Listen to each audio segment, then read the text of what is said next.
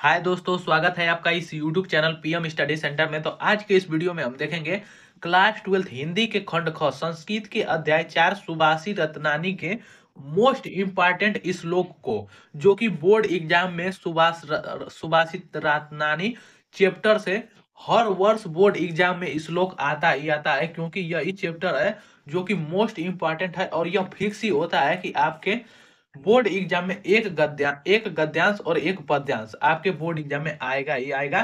तो वो भी 7-7 अंक में। यदि आपको विश्वास नहीं है तो चलिए मैं आपको दिखाता हूं। यहाँ पर खंड ख खंड ख में यहाँ पर देखिए, यहाँ पर कहा गया है कि दिए गए पद्यांशों में से, पद्यांश का मतलब श्लोक में से किसी एक का संदर्भ हिंदी में अनुवाद कीजिए। संदर्भ सहित हिंदी में अनुवाद कीजिए। यहाँ पर आपको 2 अंक संदर्भ पर, जबकि 5 अंक इसके दिए गए अनुवाद पर आपको 2 + 5 7 अंक आपको दिए गए संदर्भ और अनुवाद करने पर मिल जाता है। देखिए यहाँ पर परोक्षे कार्यहांतरम प्रत्यक्षे प्रियवादिनम वर्जीय तादृशम मित्रम विस्कुंभम पियोमुखम। मतलब ये जो हमारा श्लोक है वह इसी चैप्टर का है। और यहाँ पर देखिए ये दूसरा भी है हमारा कि ब्रजदापि कठोरणी मृदुननी कुसुमदापि लोकोत्राणाम चेतांसी को न विज्ञातु महिर्ति। आप देख सकते हैं कि ये दोनों श्लोक बोर्ड एग्जाम में पूछे गए हैं। और इसीलिए हम आज इस सुभाषी रत्नानी के मोस्ट इंपॉर्टेंट गद्यांशों को देखेंगे, जिसमें हमारा पहला गद्यांश है यहाँ पर कि भाषासु मुख्या मधुरा दिव्या गिरवाण भारती तस्या ही मधुरम काव्यम तस्मादपि भूस सुभाषितम। इसका अर्थ हो जाएगा, चलिए इसके अर्थ को देखेंगे। सबसे पहले यह जानेंगे कि आपको इस दिए गए पद्यांश अर्थात श्लोक का संदर्भ सहित अनुवाद कैसे करना है। देखिए आप देखे हैं अभी कि 2 आपको श्लोक बोर्ड एग्जाम में दिए गए हैं, जिसमें से आपको किसी एक को करना है। तो आप जिस भी श्लोक को हिंदी में संदर्भ सहित अनुवाद करेंगे, वहां पर आपको उत्तर में सबसे पहले इस प्रकार लिखना है। उत्तर में आपको यहाँ पर सबसे पहले जिस भी श्लोक का आप संदर्भ सहित अनुवाद करेंगे, उसको उत्तर में इस प्रकार डैश लिखेंगे। उसके बाद आप इसका संदर्भ सहित अनुवाद करेंगे। तो संदर्भ में आपको क्या लिखना है, कोई भी संदर्भ दे, आपको इस प्रकार लिखना है कि प्रस्तुत श्लोक हमारी पाठ्य पुस्तक संस्कृत दिग्दर्शिका के सुभाषी रत्नानी पाठ से उद्धृत है। जिस पाठ से लिया गया है उसका आपको पाठ का नाम लिख देना है। अब अनुवाद देखिए, यहाँ पर अनुवाद लिखा गया है। तो अनुवाद देखने से कोई फायदा नहीं है। चलिए सबसे पहले इसके हम यहाँ पर अर्थ को समझेंगे, इसके अनुवाद को समझेंगे। अर्थात यदि हम इसके अर्थ को समझ लिए तो इसका अनुवाद तो हम अपनी भाषा में ही कर देंगे। तो यहाँ पर कहा गया है कि भाषासु मुख्या मधुरा दिव्या गिरवाण भारती तस्या ही मधुरम काव्यम तस्मादपि सुभाषितम। इसका अर्थ हो जाएगा यहाँ पर सुभाषी मुखिया मधुरा दिव्या, इसका हो जाएगा सुभाषु का मतलब सभी भाषाओं में, मुखिया मतलब मुख्य है, मथुरा का मतलब मधुर है, दिव्य का मतलब दिव्य है, गिरवाण भारती का मतलब क्या है, सबसे प्रधान है। तो देखिए इसका अर्थ हो जाएगा कि सभी भाषाओं में, जो संस्कृत भाषा है वह सभी भाषाओं में। देखिए हमारा चैप्टर का इनाम है सुभाषित रत्नानी, मतलब सुभाषित रूपी रत्न, जो कि संस्कृत भाषा से का ही यहाँ पर इस श्लोक में वर्णन किया गया है। तो कहा गया है कि भाषासु मुख्या मधुरा दिव्या गिरवाण भारती। इसका अर्थ हो जाएगा कि सभी भाषाओं में देववाणी, जो देवों की वाणी है हमारा संस्कृत भाषा, वह सभी भाषाओं में सबसे क्या है, प्रधान है, मधुर है और यह दिव्य है, देवों की वाणी है।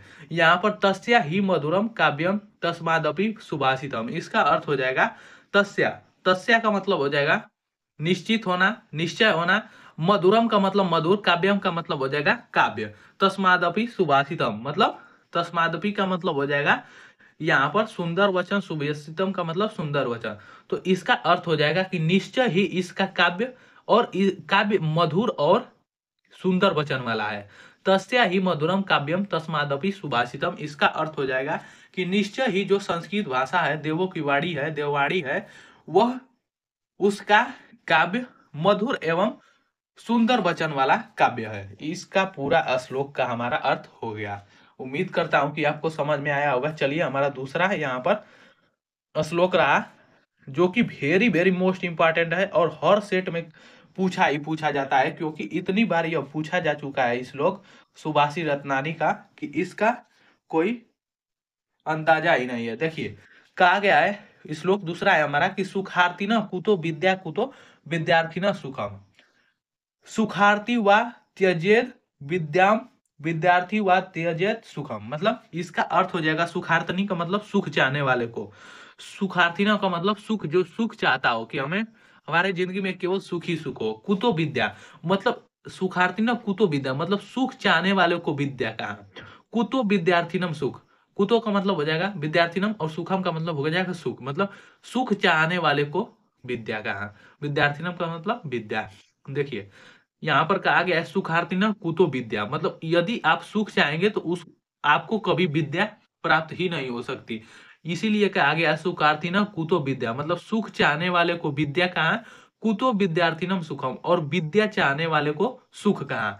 यदि आप चाहते हैं कि मेरे जीवन में केवल सुख ही सुख हो तो आपके पास विद्या ही नहीं होगी। यदि आप सुख चाहेंगे तो आपके पास विद्या कभी आएगी ही नहीं, और यदि आप कभी विद्या ही विद्या चाहेंगे, ज्ञान ही ज्ञान चाहेंगे, तो आपके पास कभी सुख आएगा, सुख आएगा लेकिन आप सुखी रह ही नहीं सकते हैं। और यहाँ पर कहा गया है कि सुखार्थी व त्यजेत विद्या विद्यार्थी व त्यजेत सुखम। यहाँ पर कहा जाएगा सुखार्थी व त्यजेत, इसका अर्थ हो जाएगा कि सुख चाहने वाले को विद्या, मतलब सुख चाहने वाले को विद्या की चाह त्याग देनी चाहिए। यदि आप चाहते हैं कि मुझे सुख ही सुख हो तो आप यह त्याग कर छोड़ दीजिए कि मेरे पास विद्या आएगी। आप यदि सुखी करेंगे, सुख चाहेंगे तो आपके पास विद्या नहीं आएगी, और वह विद्यार्थी जो कि यहाँ पर विद्या चाहता हो उसके पास सुख नहीं होगा। तो सुख चाहने वाले को विद्या कहाँ और विद्या चाहने वाले को सुख कहाँ, अर्थात सुख चाहने वाले को विद्या की चाह को त्याग देनी चाहिए और विद्या चाहने वाले को सुख की चाह को त्याग देना चाहिए। आप देख सकते हैं कि हर साल यह पूछा ही पूछा जाता है। चलिए हमारा तीसरा श्लोक रहा, तीसरा श्लोक भी हमारा एक मोस्ट इंपॉर्टेंट है। देखिए जल बिंदु निपातेन क्रमशः पूर्यते घट स हेतु सर्वविधानाम धर्मस्य च धनश्च। आपको संदर्भ उसी प्रकार लिखना है जैसा कि मैं आपको पहला श्लोक में बताया हूँ, उसी प्रकार आपको श्लोक लिखते जाना है। मैं बार बार यहाँ पर श्लोक नहीं लिखूंगा। यहाँ पर चलिए अनुवाद डायरेक्ट करते हैं। देखिए जल बिंदु निपातेन, जल बिंदु का मतलब हो जाएगा जल की बूंदे, निपातेन का मतलब हो जाएगा गिरती हुई, और यहाँ पर क्रमशः का मतलब, क्रमशः मतलब एकदम लगातार, एकदम गिरती हुई, पूर्णतः घटे मतलब जिस प्रकार जल की बूंदे गिरते गिरते लगातार गिरते गिरते पूरे घड़ा, मतलब घड़ मतलब यहाँ पर घड़ा, घड़ा भर जाता है। स हेतु स्वार्थी स्वर स्वर विद्यानाम धर्मस्य च धनश्च। स हेतु मतलब उसी प्रकार, स्वार्थ विद्यानाम मतलब उसी प्रकार, धन और विद्या दोनों का संचय धीरे धीरे होता है जल की बूंद के भांति। तीसरा श्लोक हमारा कह रहा है कि जल बिंदु निपातेन क्रमशः पूर्यते घट, मतलब जिस प्रकार जल की क्रमशः बूंदे क्रमशः गिरते गिरते पूरा घड़ा भर जाता है, जल की बूंदे गिरने से पूरा घड़ा बढ़ जाता है लगातार गिरने से। सहेतु उसी प्रकार स्वर विद्या नाम मतलब सभी भाषाओं सभी विद्याओं, धर्म से च धन से च मतलब सभी भाषाओं सभी विद्या सभी विषयों, और यहाँ पर हो जाएगा हमारा धर्मस्य का मतलब हो जाएगा धर्म और धनस्य का मतलब हो जाएगा धर्म। या तो आप कह लीजिए विषय, भाषा या धन या धर्म।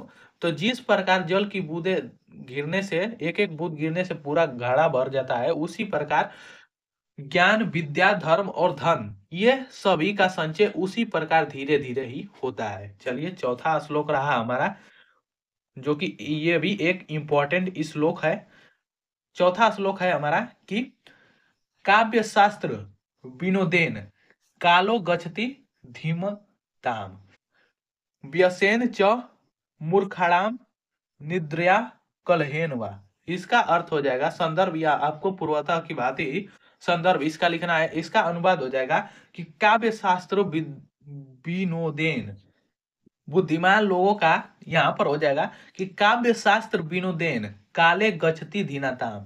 इसका अर्थ हो जाएगा कि बुद्धिमान लोगों का जो समय होता है, समय वह काव्य शास्त्र मतलब काव्यों को पढ़ने में और शास्त्रों को पढ़ने में व्यतीत होता है, और अच्छे काव्य को पढ़ने और शास्त्र को पढ़ने देखने में सनंद समय व्यतीत होता है, उसी में इनको आनंद मिलता है। और यहाँ पर कहा गया है कि च मूर्खणाम निद्रा कलहेन वा, यहाँ पर कहा गया है कि और जो मूर्ख लोग होते हैं, जो मूर्ख व्यक्ति होते हैं, उनका जो समय होता है वह बुरी आदतों में और सोने एवं तथा झगड़ा झंझट करने में ही व्यतीत होता है।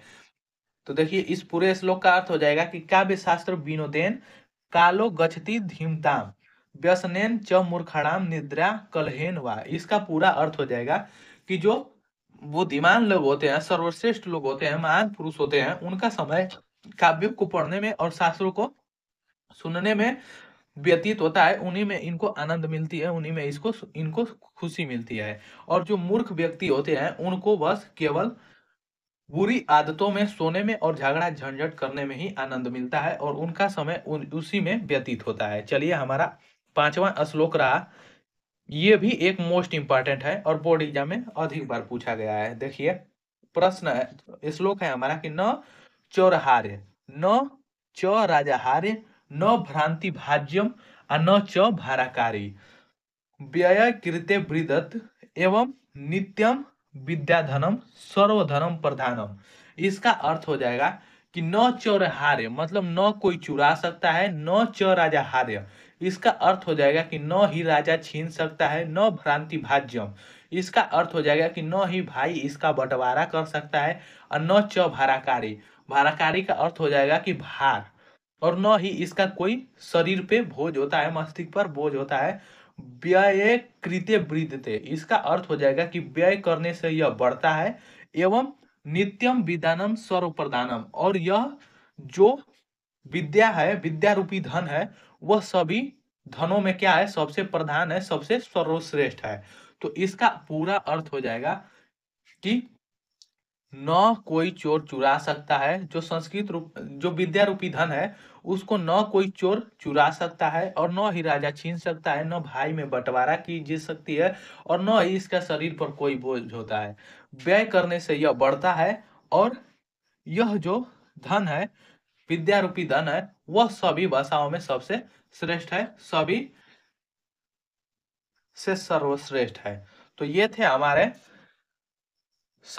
सुभाषी रत्नानी के पांच मोस्ट इंपॉर्टेंट श्लोक, जो कि बोर्ड एग्जाम की दृष्टि से मोस्ट इंपॉर्टेंट है और बोर्ड एग्जाम में पूछे भी गए हैं। तो आज के वीडियो में बस इतना ही, मिलते हैं नेक्स्ट वीडियो में। और यदि यह वीडियो पसंद आए तो इसे ज़्यादा से ज़्यादा लाइक शेयर और चैनल को सब्सक्राइब करना ना भूलें। और वीडियो को पूरे लास्ट तक देखने के लिए बहुत बहुत धन्यवाद।